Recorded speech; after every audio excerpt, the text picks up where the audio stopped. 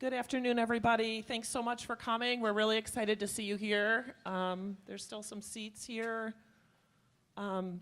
This is a presentation about how you can partner with your school systems to grow first.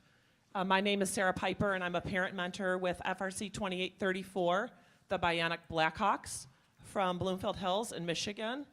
And this presentation will be up on our website, team2834.com. And also, we have some cards up here afterwards, and we'll try to leave some time for questions at the end. So, like I said, my name is Sara Piper. I'm with the Blackhawks, and my role, I'm not an engineer, so I'm very much a non-engineering mentor. And so my goal is, my task that I was given is to grow our first programs and provide opportunities for kids in our district to do kindergarten through 8th grade programs. Hi everyone, my name is Heidi Katula. I am currently Executive Director at District and School Services at a intermediate school district. I know each state has different types of regional school agencies. That's what they're called in Michigan, ISDs. And prior to that, I was in the Bloomfield Hills School District as a building principal, and then a central office administrator, and also as a junior FLL coach.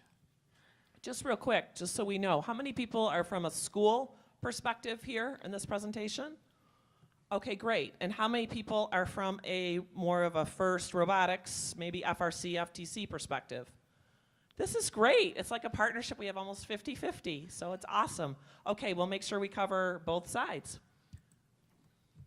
I'm Charlie. I'm a 9th grader this year on the FRC team. I've been doing FIRST robotics for 7 years now, so that's like half my life. I'm 14, so I've been doing it for a long time. I mentored my sister's FTC team, and I also mentored her FLL team when she was doing that. So I've had experience doing a lot of things. I reviewed at a junior FLL event, and I helped out with some of the summer camps that we host. And my name is Maya. I am a sophomore this year in Team 2834, the Bionic Blackhawks, and I was also on an FTC team before this. I also mentor my brother's FLL team, which is a great part of the partnering with both levels.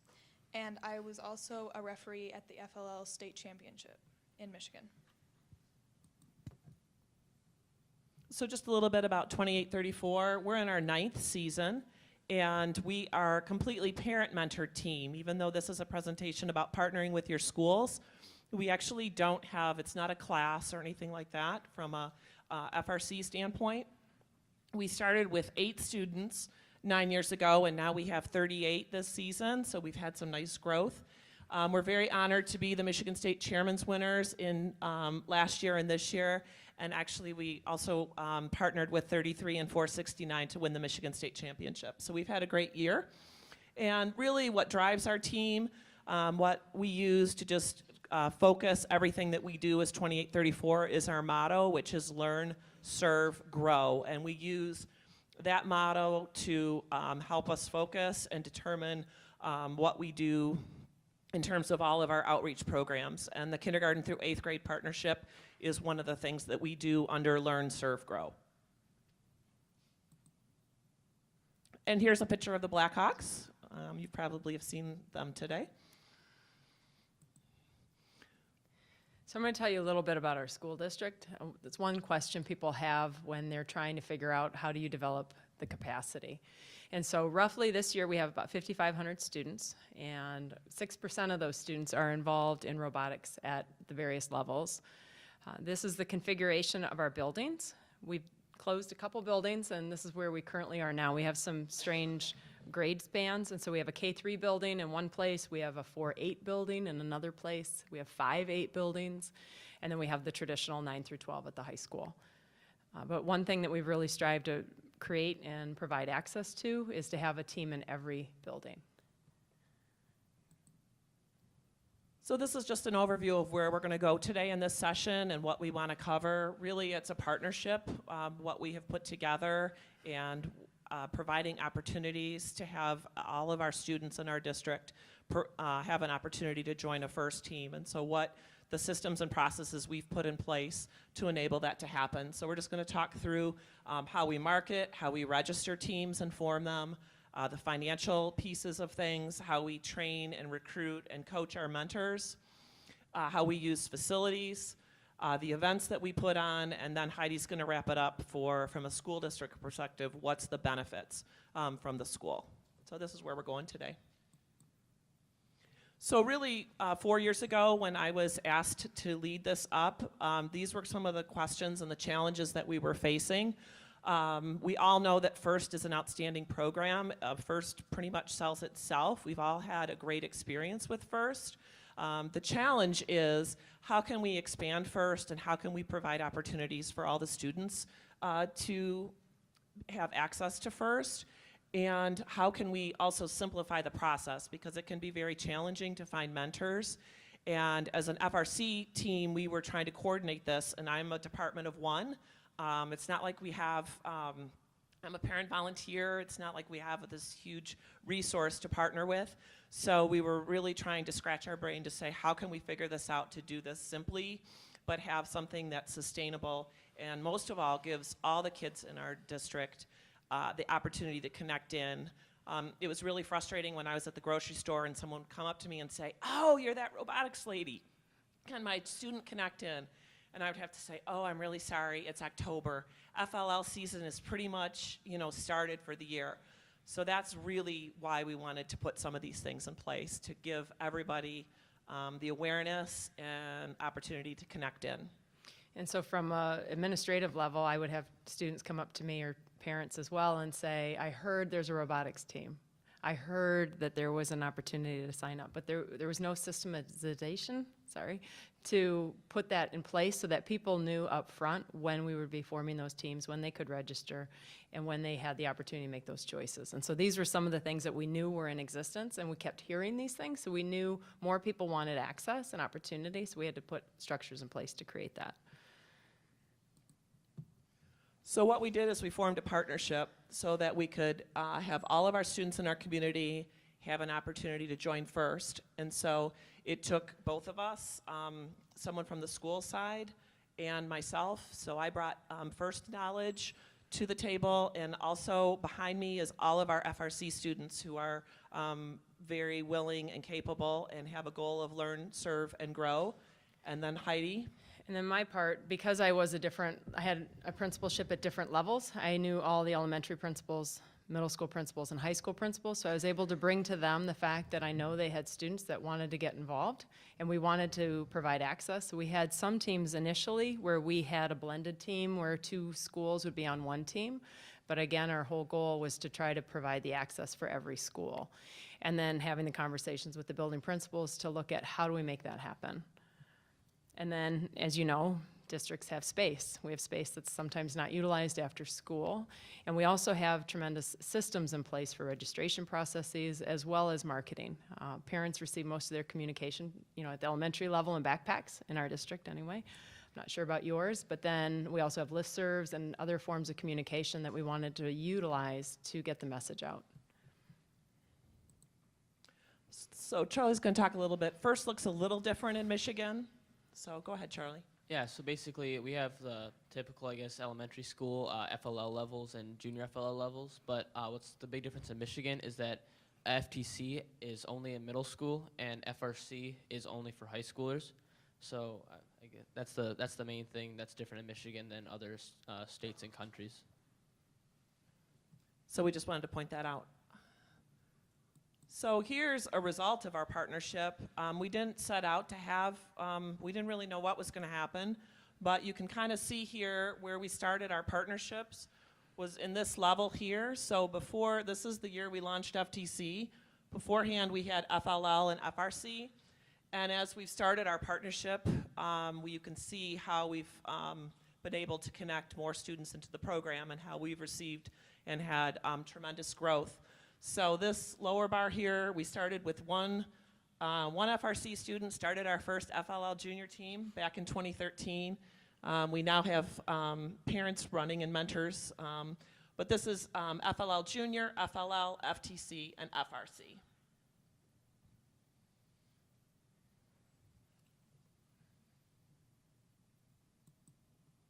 And then this is just kind of the same data, but by teams. So you can see Again, when we started FTC in 2013, and then how it's grown. Our FLL has gone down a little bit because, as Charlie mentioned, more kids now are doing FTC than FLL because of the progression of programs in Michigan. FLL is actually just 4th and 5th grade, and so we've grown our FTC levels. But this is the number of teams by year. So let's just talk about kind of what we did and how we formed this. So really the number one thing to walk away from this seminar is that it's a partnership, and that you need to have both roles to make this work. Heidi is a committed school person. She has authority and centralized access to the systems that are placed on the school side. And I had understanding of FIRST programs. I had coached FLL and FTC, so I was aware of how to process and how to get people connected into FIRST. I don't know about you, but I don't think the FIRST website is overly friendly. So it can be really intimidating. People will be like, yes, I want a mentor, but then it's just hard. So I brought that to kind of help because I had mentored before. And so part of the first step was thinking about getting the word out. And we looked at when would be the best time to launch our season.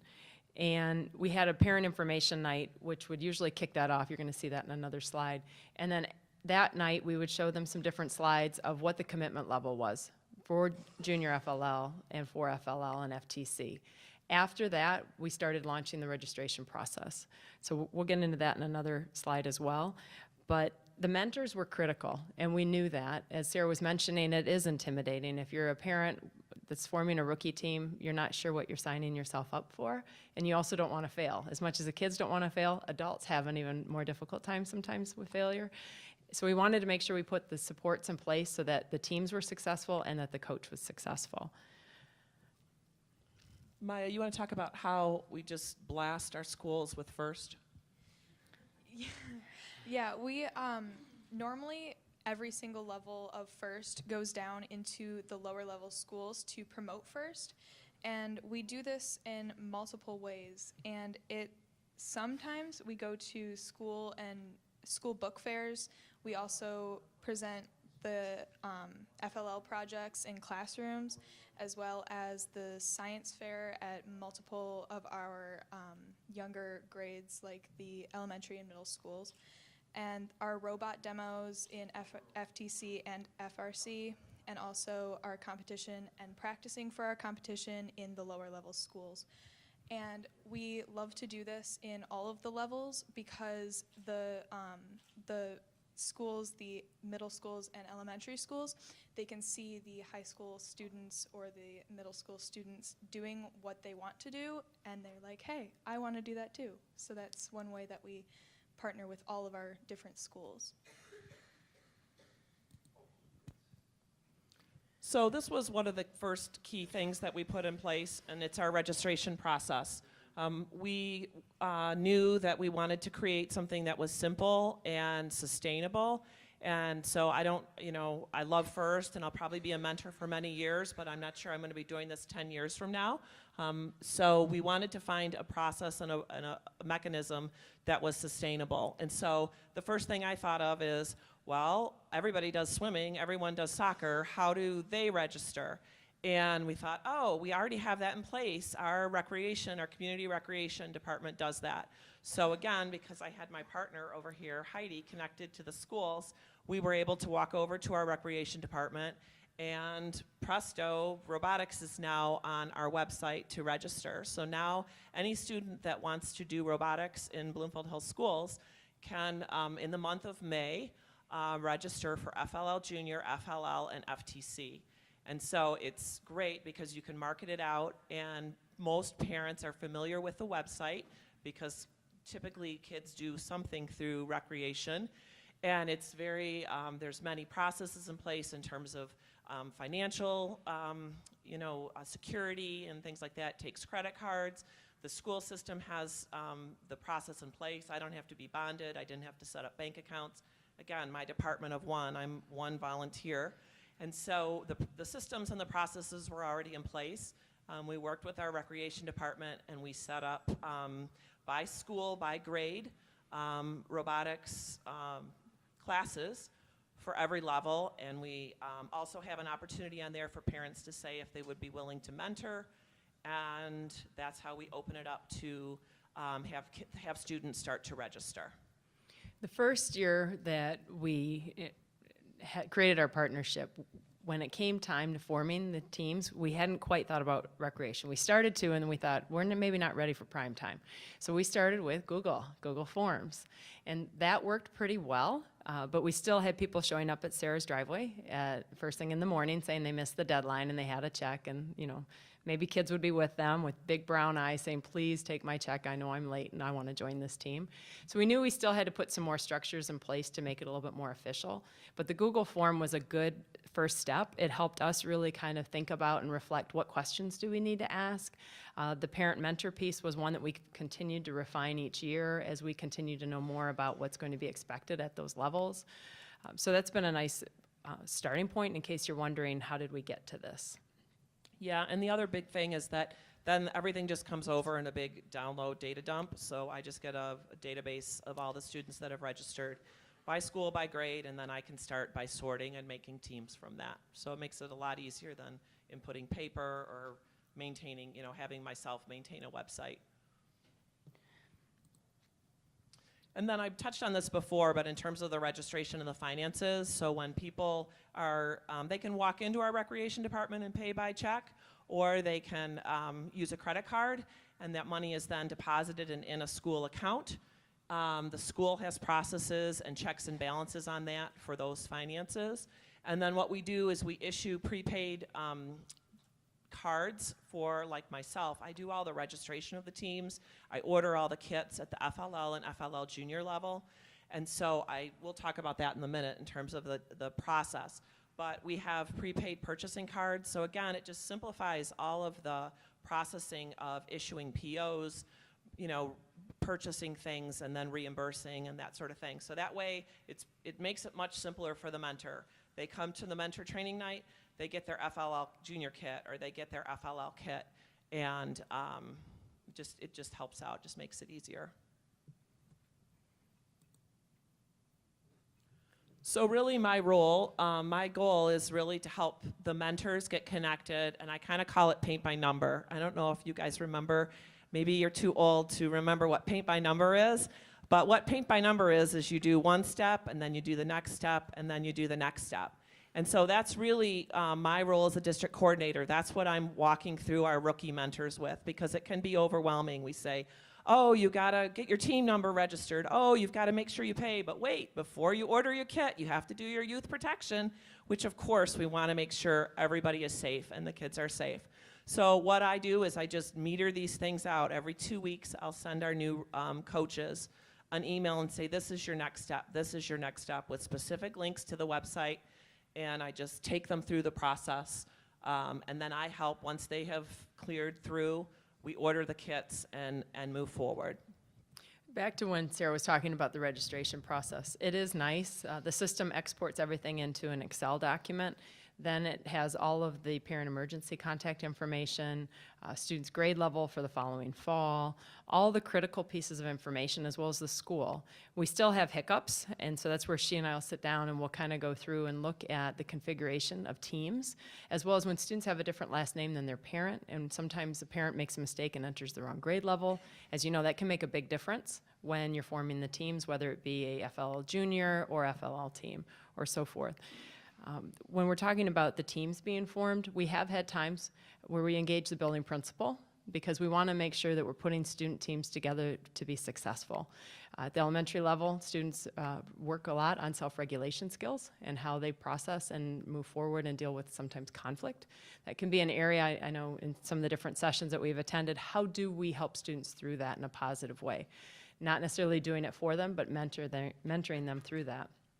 The building principals are really helpful, and they know all the students, and they are able to help us create a nice amalgamation of a team, as well as when we're looking at gender too.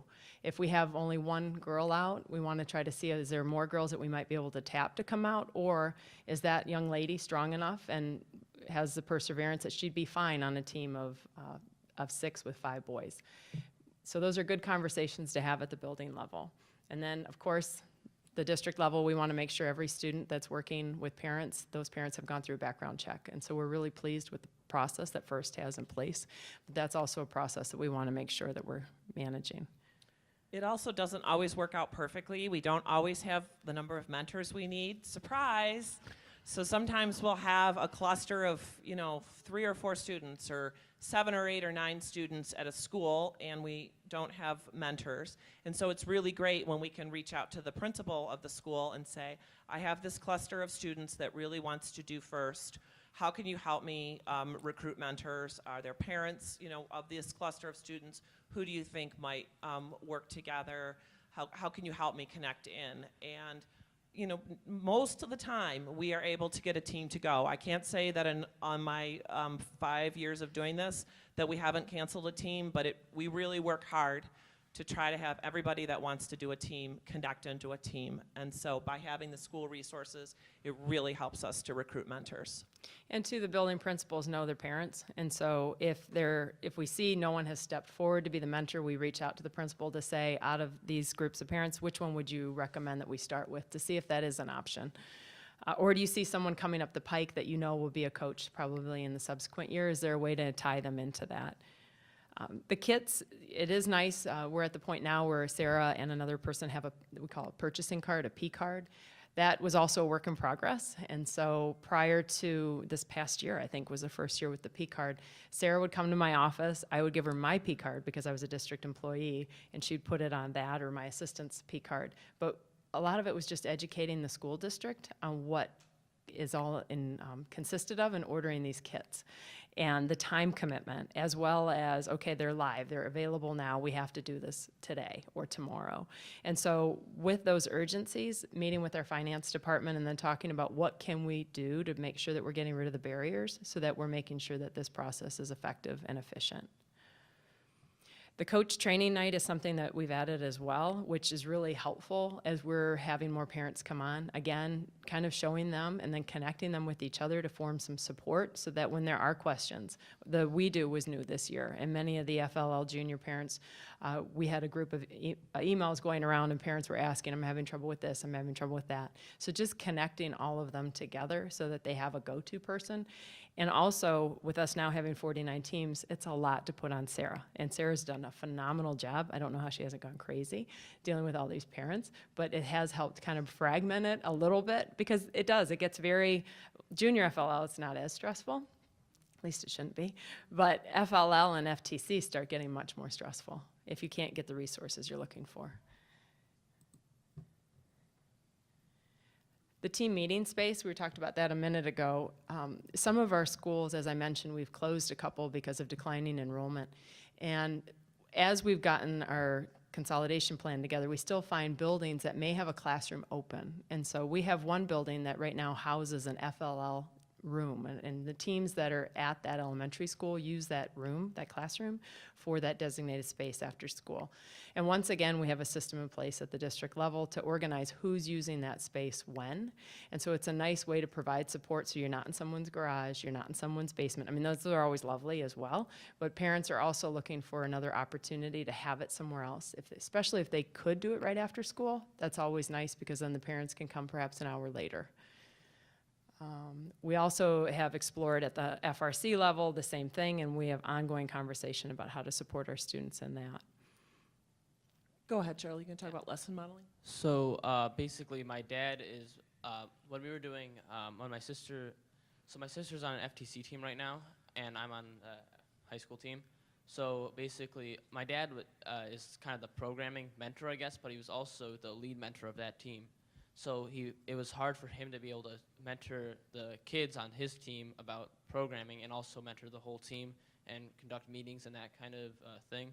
So since I'm a programmer on our FRC team, and I just came out of FTC, so I still had a lot of knowledge, I guess.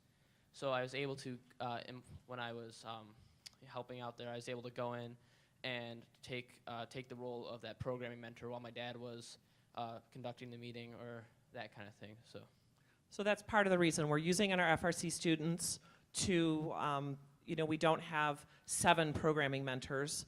What we're using our FRC students to step in. We have 1 overall lead. We have shared space, so we might have 2 or 3 FTC teams meeting at the same time with 1 centralized mentor, and then our FRC students kind of working in teams of students, helping from from a mentoring standpoint. So that's part of how we get around the challenge with having enough mentors. And so it's kind of a whole thing. We have shared space where we can have multiple teams. We pair the teams together that are missing the mentor link, and then we bring in our FRC students, and they come and backflow behind and help us to be mentoring the students in the level below. So it's kind of all these pieces fitting together to make it work. We do a lot with partnering with our different levels, and we like to host camps, and our FRC students host these camps for the FLL and FTC students. And we do that a lot to make them more comfortable with coming up to the next level, or to make sure that they know what is going on in their current level. And we also do an all-girls STEM camp, which doesn't necessarily have a link to them being on an FLL or FTC team to begin with. And that kind of puts them into a place where they feel that they can go into an FLL or FTC team and be comfortable with it. And that's also a good thing for the girls on the teams, because they see girls in engineering and the first program, and they realize that they can do that as well. And we also do that with our mentor training, so that the mentors don't get lost in all of the jumble of first, and then can actually have somebody to go to if they have questions. So Maya knows way more about EV3 programming than I do, so it makes way more sense to have Maya train all of our FLL coaches, and so that's what we do. And again, that's what enables us to grow the program and have opportunities for our kids.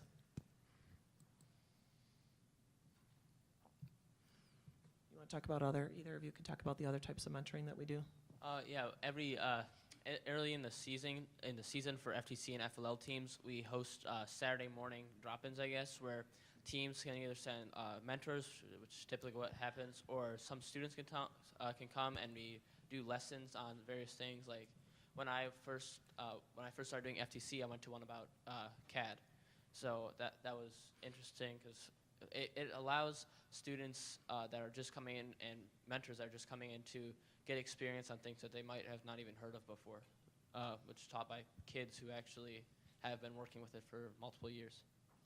And then we also, in addition to the drop-ins, have embedded mentors from the FRC team who stay with an FLL or FTC team the entire season, and then they can be there for when the team has questions that they don't know how to answer, or so that it's a consistent mentoring from that student, so it gets comfortable and everybody knows what to do and when. So we try to embed students, have a dedicated student with all of our rookie teams at the FLL level. And again, the whole goal of this is to have a good experience, because we want the students that connect in to have a positive first experience. And so we're trying to help the mentors and the students be as successful as possible. Do you want to talk about, these are just the events. Part of the successful experience is having a successful celebration. And so we host a lot of events. We have 26 or 27 FLL Junior teams in our schools. We do all the expos for them because we want to make sure that they have a local expo. And we'll talk about it in a minute, but our FRC students run our FLL Junior Expos for us. And so it's really important that the experience that the kids are having at first in our schools is a positive one. And so we're doing everything as much as we can from an FRC level to help it be a positive experience. So these are some of the events. Maya, you want to talk about the girls' competition? Yes, the girls' competition is something where every year we have only girls can operate and repair the robot in the pits and on the field. So this is an FRC competition, and it also helps girls who don't have that opportunity in our school district and other school districts, because multiple school districts in Michigan come and compete at this competition. It's an off-season competition, and it really shows how much girls can do in the FRC and entire FIRST program. So it's a very helpful program in our team. That's another thing we demo, so we always have all the levels there at the same time. So girls can see the older girls participating and just helping to promote opportunities. You guys want to talk about this? Charlie, you want to talk about the FLL Junior Expo? Yeah, so I was a reviewer at a Junior FLL Expo, and it was kind of, I hadn't had any experience with Junior FLL before that, so I was able to go and kind of see what the younger generations like, what from a perspective of being in high school, seeing that they might be in my place someday was kind of interesting, I guess. And it's, I think one of the best parts about having students be reviewers and help out the event is that the littler kids it's easier for them to talk to a kid like me instead of maybe an adult, and we can talk about FIRST and their projects and stuff from a younger person's perspective, I guess.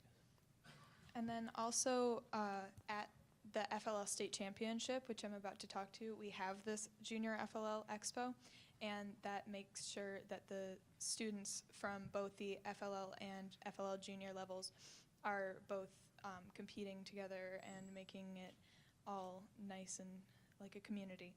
And the FLL State Championship, I was a referee there, and it really goes to show how capable FRC students are, and that most of the times people don't think of recruiting a high school student to be a FLL referee, because that seems like a job that has a lot of stress and opportunity.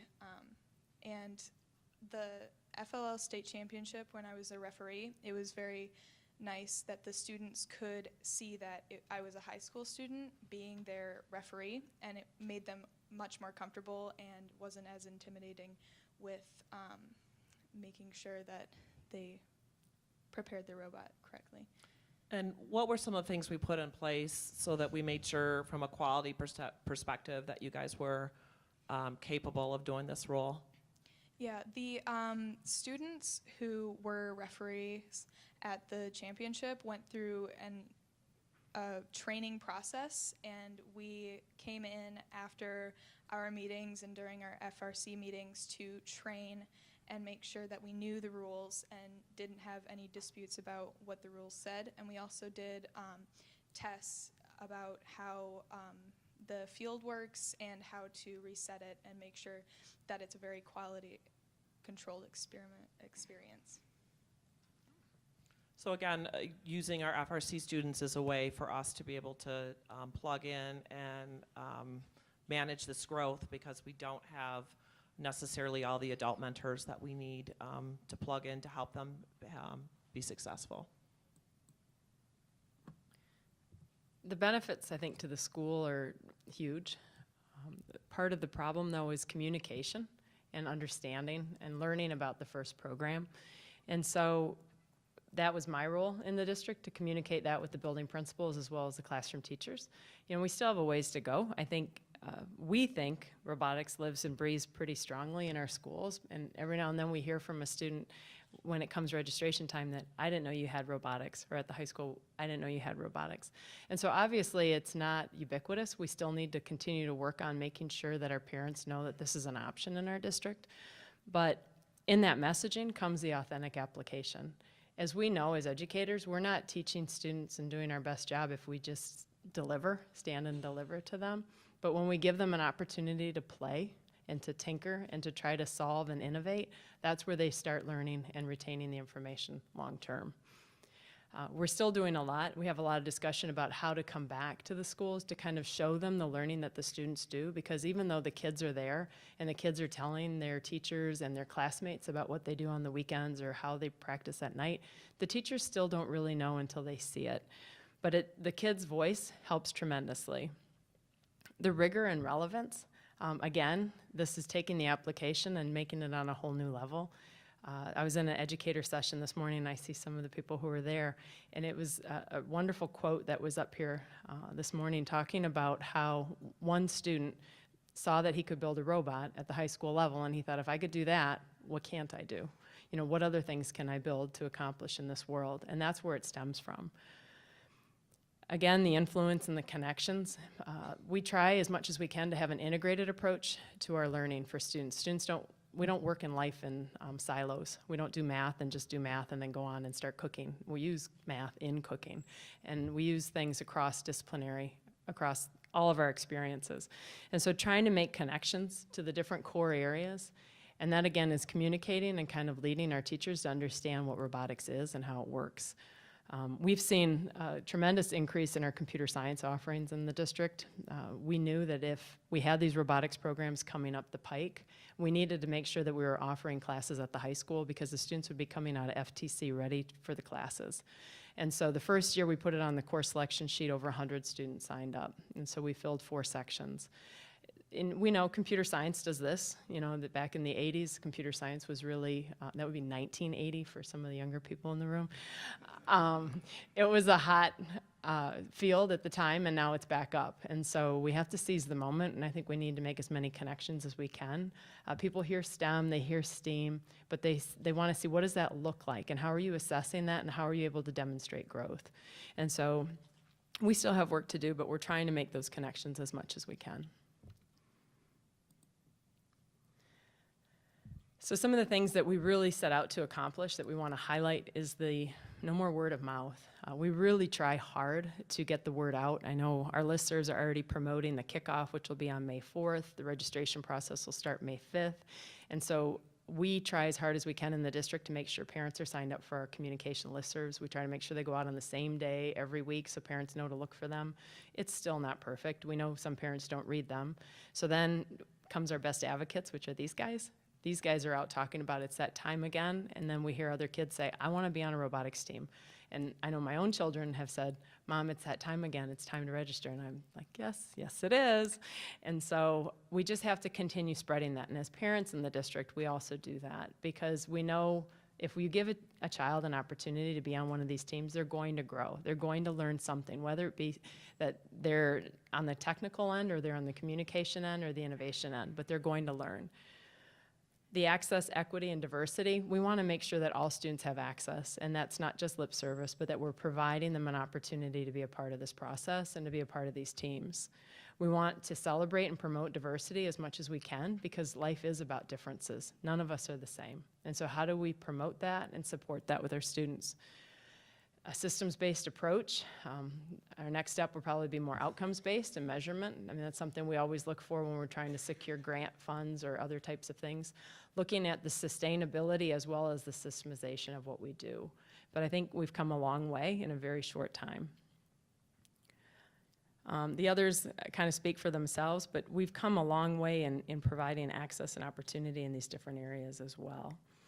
But again, you know, from a district lens, you're always worried about safety and security for your students. And so we've also, with the partnership, looked at different ways to provide access for our teams and how we're communicating that, how we're making sure that they're connected to the custodians in the building so that they're a recognized club and so that they're supported, so that when people come up, it's not, who are you with?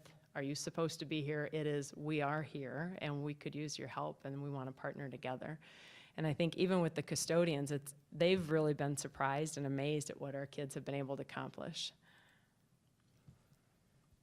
And it's also huge just in terms of hosting events. The school has really been a tremendous partner in terms of, for example, when we host the FLL State Championship, that's a huge event, 55 or 60 FLL teams. So the accessibility of what we need, you know, for an entire weekend. And so having our schools partner with us to give us access to the school, they see the benefit of it. They see that people are in our buildings, and it's a win for the school, and it's huge for us. It enables us to be able to provide the opportunity for kids to compete and to host events. So if you can find someone in your district, if you're that district person, the challenge for you would be finding that parent, finding that Sarah, and finding a good synergy so that you find a way to move forward and support your students. But it does take a partnership. I've heard of some districts that did not have that, and they kind of beat the odds. And congratulations to them, but I also hope we can help them think about a different approach to provide even more access. Sometimes it doesn't have to be at the district level. I know some people have reached out to Board of Education members, but they also have term limits. And so you want to be thinking about sustainability so that it doesn't lie with just one person. When I left Bloomfield, that was one thing Sarah and I talked about, is how do we continue this if I'm not currently a district employee? And so we found a way to make it work, and I think we've had a pretty seamless year. And then also that Sarah's this bullet right here. You have to Right, find and you someone. need to have someone, and really, I think at the FRC level, it works best because you have experience through it. And I really recommend, I think it's great to have someone centrally, while we do place our teams by school, by grade, just to have someone look across. We've talked before, should we have one person in every school? And there's pros and cons to that, but we have thought that that wasn't necessarily the best model. It's worked best for us to have someone centrally. And then from an FRC standpoint, we have all these tremendous student resources and kids that are just looking for an opportunity to learn, serve, grow. And so this K-8 gives them an opportunity to put our motto in place year-round, basically, because that's what our FRC students are doing in the off-season.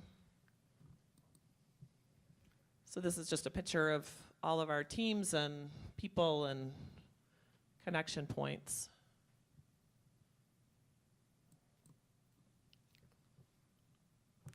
I think we have some time for questions.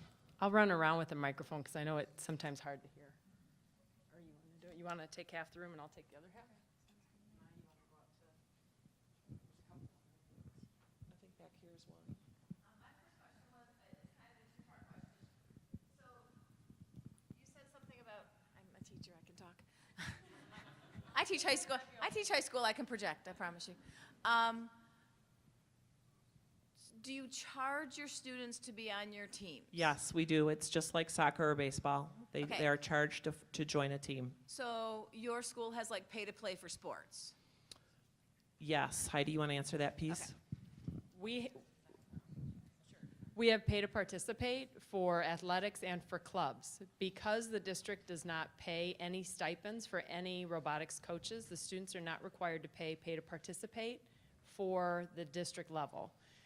Meaning, these are all parents that run this, right? So the district is not going to charge them the $100 pay to participate because the district is not paying a stipend to a coach. Does that make sense? So what we do with the robotics program, because we're not charging pay to participate and not using the district's co-curricular budget, we're using the robotics budget. We still have to build that budget. And so we charge what we need to charge to break even to have the students on the teams. But all money stays in the team. So all the money that people pay is tied to that team, and we just run it to break even. And the district doesn't charge anything. We're very fortunate because we have this partnership. Our rec doesn't take a cut or anything like that. So everything that we just charge what we can to make it break even so that the coaches have what they need to run a successful program and Okay. And the make it second work. part of that, I'm from Michigan too, from Northern Michigan, and we're in a second-year team. So I didn't know how other schools, you or anybody that you know of, we're trying to run the stipend through the contract, just like any other coach for any other team would be. In my school, it's considered a winter sport, and so it's eligibility rules and all those things apply, and I have them for FRC. That's the only thing we have. So I have them fill out the Michigan High School Athletic Association medical forms and all that stuff, so I have all their things with them. And hey, when I cut my arm off, I know which doctor to get a hold of. But so does the school pay any amount of the $5,000 fee, or it's run strictly based on payments from the students? I don't know that we register our students with MHSAA for FRC. no. Yeah, so because they're not in our Are you talking about the grant money through the state of Michigan, or what are you? Correct. In my athletic brain, the school would cover if the football team went to states. The school would cover the football team. So I'm trying to figure out how to approach my school board, saying, hey, if you cover the $5,000 registration Right, and we are more focused on the K through 8th programs in terms of the partnership than our FRC. FRC, we do have fees, but we have sponsorship. It's just a different model that we use. It's just to be on a team. So it's a flat fee to be a member of a junior FLL team, and that's for the fall. And then when you re-register, you would. The fees that the students pay covers the team fee for first, covers their field for first, and then we budget a small amount for like t-shirts and swap and stuff like that. Does that answer your question? Okay. Did you have one over there, real quick? Okay. We'll let her ask one, and then how about you? I actually have a lot of questions, but so how many FTC teams do you have, We'll have 8 in the fall. and how many FLL? 15. Okay, and you register the kids first through the Yes. registration program, and then Yes. you find the coaches? It's all in the same process. So we register the kids first, and we recruit mentors at the same time. And we'll register kids in May, and I spend the month of June putting the teams together. And then in July, we release teams. If for some reason we can't find a team for the students to be on, we will refund money through the district. That's how we handle that. Okay, because we can only support 2 teams. We're from Petoskey, so we're a Michigan team. Mm-hmm. We have 2 FTC teams, but there's a huge difference in coaching an FTC team Yes, versus an there is. FLL team. there FLL is. is easy, and junior FLL is like our high So- school kids do it. Right. So one of the things we do is we also have, which we didn't cover here, but at every level, we help them bridge to the next level. So it's pretty easy to recruit FLL junior mentors. And then our goal is to keep all those FLL junior mentors to become FLL mentors. And so we help them bridge that gap. And then all of our FLL, we partner them together to become FTC. So you're right, it's really hard to start with FTC. It's easier if you grow them, Okay. right? Yeah, that makes sense. And so that's what we're doing. We're growing people, and that's what we're seeing the benefit of in terms of, But you only have one FRC team. correct. So what are all those kids going to do? It's going to be a challenge. We're going to meet that bridge when we come to it. We might Because that's a big jump in price. We'll have to figure Yeah. out. Okay. We And want to then- provide opportunities for our students, so we'll have to figure it Absolutely. out. Yeah. Our, one last question. The credit card you were talking about, so that you keep all your money at the school. Correct. The school's not actually funding anything. No. They're just holding it for you. That's correct. And you get prepaid credit cards? Correct. They don't want accountability for what you purchased? Well, Do you have to it's- resubmit receipts? There's full accountability. There is accountability. I kind of simplified that, but there is accountability. That's part of what my job is as a central district person to, they submit through us and then, but there's a budget and there's things that they Right. use in terms of, There's checks and Okay. balances. there's so checks and balances, yes. She has Okay. to submit original receipts, which then gets processed and reviewed Okay. by someone Okay. else. Right. I was like, Right. oh, that's interesting. Okay. Yeah, no, there's definitely all the checks and balances. So we have 9 FTC teams also in Michigan. And what I have found is that they vary vastly in how much they spend during the season. Like we have teams Yes. that go out and get a $5,000 sponsorship and, they're going to town. And we have teams that are, just collecting 100 from each family. And because we don't do the registration where they pay upfront, so do you regulate that at all? Or do you Yes. just let them go to town? Well, yes and no. We charge the same amount for every single person to be on an FTC team. We have a similar challenge that you have in that we have some teams run on a shoestring and we have some teams that run on a Lexus budget. It's a challenge. There's probably somewhere in the middle of what we want to do. It's probably an opportunity of something we want to work on, but we let them go and we have a process of where we kind of cross-check so that we try not to have 5 companies all getting bombarded by the same person. So we do have a cross-check with that, again, centralized through our FRC team. But in general, yes, as long as they have the funds, and that's, again, something centrally that I look at, as long as they have the funds, we empower the coaches the mentors to spend it as they see fit. But just one thing, just to override, I'm not sure it's clear. We want to make sure that the accessibility of being on an FTC team is the same for every student. So there's not an expectation that when you join FTC, you're gonna have to pay X amount of dollars. We want it, we have all the FTC teams pay, the students on an FTC team pay the same amount of money. So I wanna make sure that's clear, because we want it to be equitable and the same for all the students.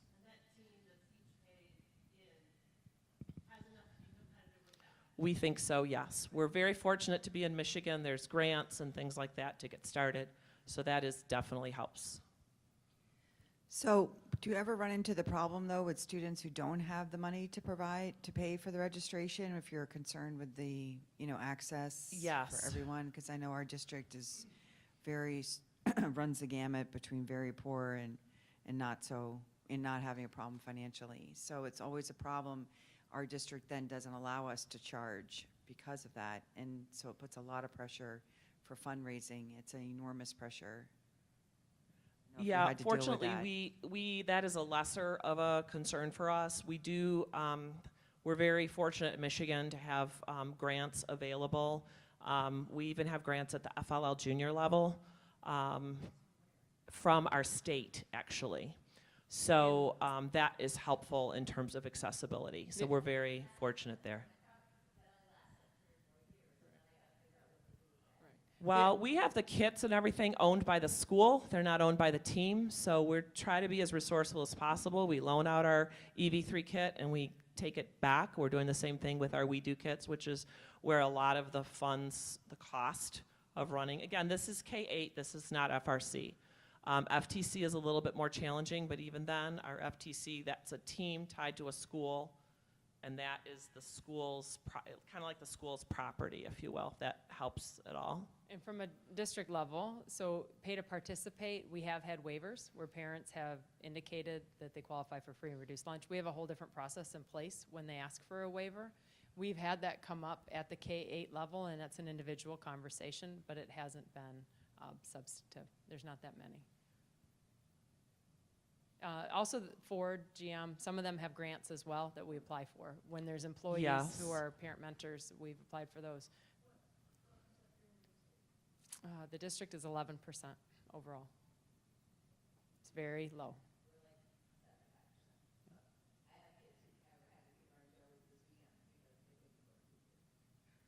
Yes. You had a question? Did you? Okay. Any other questions? Give other people a turn. Can you talk more about the actual team formation? For example, we have FLL teams that are well formed as a team and they want to move into FTC.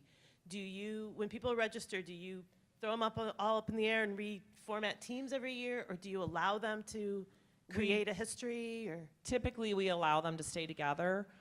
Sometimes it can be challenging because from an FTC standpoint, it's best if you have, in Michigan, FTC is 6th, 7th, and 8th grade. And so typically you don't, and it's a limit of 15 students, and we don't want to run with 15 students. So you really don't want one cluster of grade to go all the way through, because then that team just falls apart. So it is challenging. It does take some hand-holding. Sometimes we have to split. We try to keep the teams, we try to take a 6th grade team and match them up with a current 7th and 8th grade team, if that makes sense. So sometimes we have to split them. Sometimes we have larger teams than what we want. So I don't know if I answered your question, but we kind of do all of the above. Certainly for FLL Junior, we take our FLL Junior and typically they all become FLL teams if they want to move together.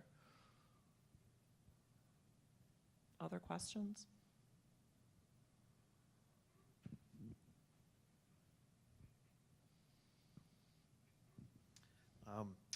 Our school district has 5 separate high schools, 5 separate middle schools, and 40 elementary schools. The one thing that we're having an issue with is there's no central coordination between any of the FRC teams, and certainly nothing for FTC. So you have 5 FRC teams? Yes, 5 separate individual with completely different structures and mentors and space considerations and the whole bit. Can you give any advice as to how to approach the school district as to try and do some coordination? You want me to answer Yeah, that? go ahead. Is your district, one question I would have would be if your district's aware of the disconnect between the 5 teams? Perhaps? Yeah. The hard part is, and I remember I was a high school principal and then I went to one of our middle schools, and when I was leaving the high school, that's when the high school team was forming.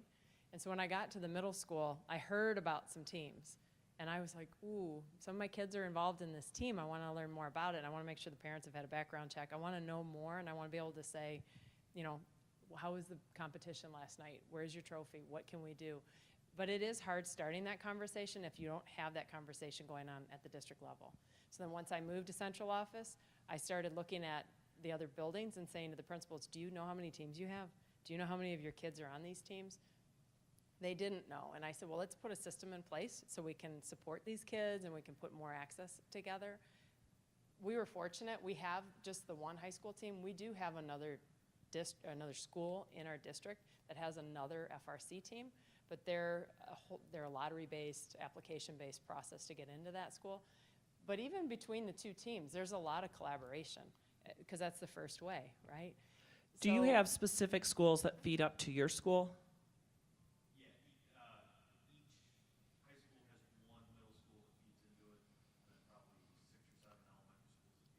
So, I mean, you could start it with just your team, for example. You could just start there and have a pilot program to implement it at your team and then try to reach across the other FRC teams to identify people like myself and pair it from there. Do your FRC teams have any staff members for coaches? We have sponsors, they're not, Okay. as far as I know, one of the other schools might have an actual, might also be coached. Because that would be an opportunity too, if you can bring staff together.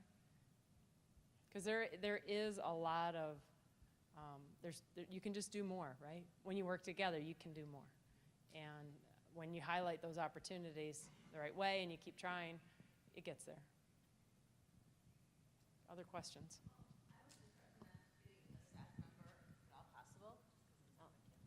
Getting a staff member if at all possible, because like I said, I teach at the school, and I have access to so many other things that I didn't realize it was run by parents who weren't staff members. That just would be way disconnected for me. For example, I make my students on my high school team be eligible. I said, this is a sport. You can't spend 5 hours of robotics if you can't get your math homework done. And so I have all of my students on the eligibility list. It runs every Friday, just like every other thing does. But general parents who are running a team wouldn't have access to that sort of information. Or these 3 students won't have, you know, $200 to come to Worlds on an 8-day notice. You should probably make sure they eat over the weekend.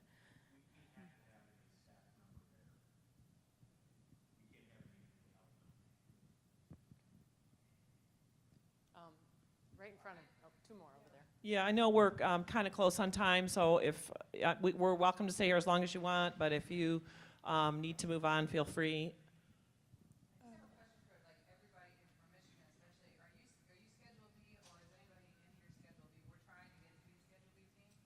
I can.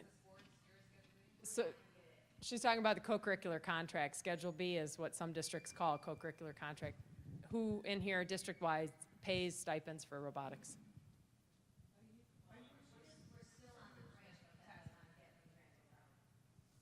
So, like, we can't pay the stipend because we can't apply. I was told by our district that we can't apply for the coach stipend for the MDE grant because it's not in our Schedule B. So our contract is coming up, and on my to-do list Monday is to call our human resources person and say, I hear you're renegotiating the contract. Can we get this stipend in here for September? Has anybody had success with that, is my question. Well, the other thing you can look at is in kind. And so even if you're not, because currently our FRC does not pay a stipend, but we have an in-kind contribution. So how do you process that? In kind. Right. And we can talk about Michigan. Somebody else had a question over there. Can you talk real briefly about parent expectations? You mentioned some of those. We've got a lot of parents who say, oh, you've got robotics. That's great. When can I drop my kids off? Yeah, we actually, I shouldn't say this, but we kind of try to scare people away a little bit. You know, our whole thing is no mentors, no teams, unfortunately. We try really hard to encourage parents to participate in some way. When you sign up, there's kind of like check boxes, and we would just really encourage parents. There's just hundreds of ways we can get parents to do it, but maybe they only show up on competition day, maybe they help with communication and write emails at night, maybe they're there at most meetings helping to get the FLL project put together, maybe they're the ones that organize the field trip for FLL. I mean, we give our coaches like a list of 15 opportunities of ways to connect parents in. We require all our K-8 teams to have a parent meeting in the first couple meetings. So we require parents to be there and, you know, just try to set expectations. It's a challenge. We don't have it all perfect, but that's some of the things that we do. We talk about too, especially like at FLL Junior level, the kids are squirrely. It's hard for them to sit still for an hour. And so some of our coach mentors aren't really sure how to approach a parent. And so we help them with some language on how to approach a parent, that if a child is not able to stay focused, not able to stay attentive, or is distracting the rest of the group, we coach them through some language they can use with the parent, and then it's progressive, right? And so here's the first warning, the second warning: if this happens again, we're really gonna need you to be present, otherwise he or she is too disruptive, and we may not be able to have them be a part of the team. But that's rarely ever happens because the parent is usually mortified, or hopefully, and wants to be there to help manage. But the we do session. have a process, and we don't expect our coaches to be, for lack of a better Babysitters. term, babysitters. And so we have a step-by-step process that we do, that we work through with our coaches, that we've kind of learned in the years of doing this. And, you know, which sometimes requires a student having their parent present to be at practice, and if their parent isn't available, I'm sorry, you won't be able to come to practice on Saturday. And that usually kind of helps the process.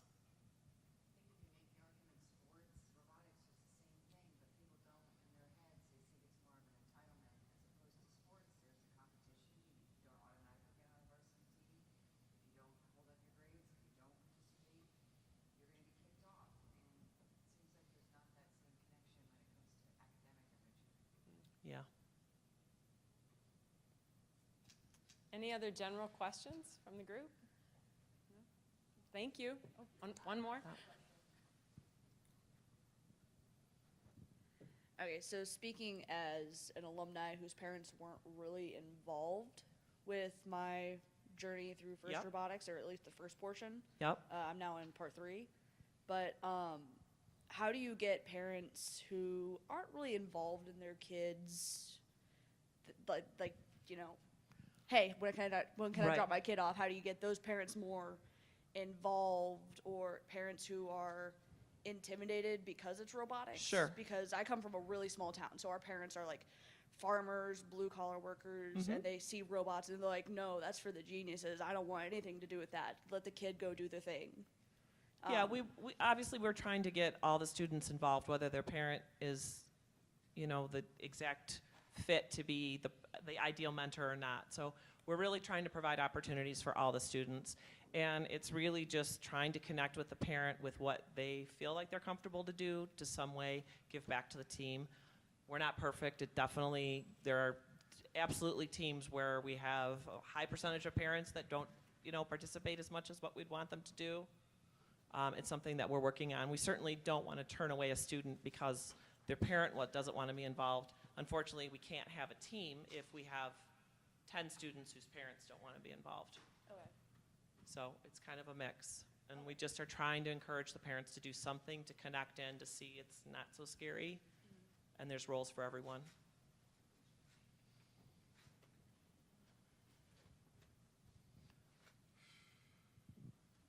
All right, thank you Okay, guys thank so you. much. And thanks to Charlie and Maya.